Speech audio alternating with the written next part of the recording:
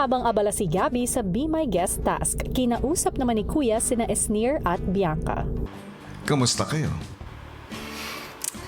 Still Kuya, pretty. maganda pa din. Yes. Nothing new. I know. Medyo lagpas lang yung lip balm.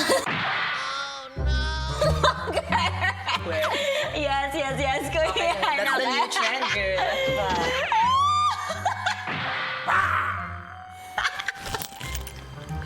Kuya, huwag na lang i-zoom.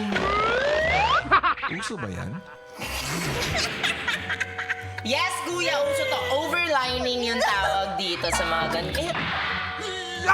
Tingin ka dito ng diretso. Kuya, wag! Si kuya naman, i-zoom pa talaga.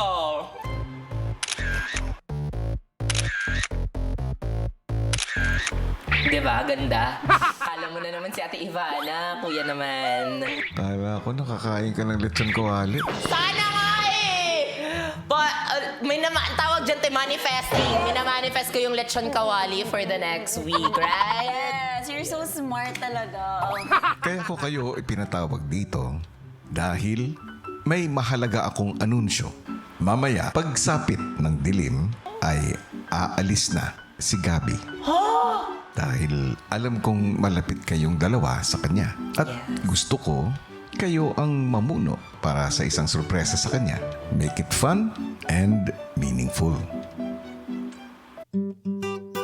Samantala, habang naghihintay si Gabby sa susunod na magda-dine-in, kinausap naman ni Bianca at Esnir ang housemates tungkol sa kanilang planong despedida para kay Gabby. We have a big task today. Okay. Tinatawag ko. Guys, so, mamayang gabi, aalis na si Ate Gabby. Sabi ni Kuya, gawan daw natin siya ng surprise. Like a sweet, memorable, And fun, day to day despedida. for her. Despedida. So, ang plano namin is to To make a little program later sa garden area before maggabi. So yung plan namin, since kahapon sabi siya nang sabi sa amin na hindi daw siya nasayawan ng sobra. Mga lalaki, yun yung opening. dapat yung tipong hindi kayo makakalimutan ni Ate Gabby. Yes, gano'n. Yes. Do the guys have to wear anything ba? Saan daw Pool banda? party vibe Pool na lang party kayo. vibes, yeah.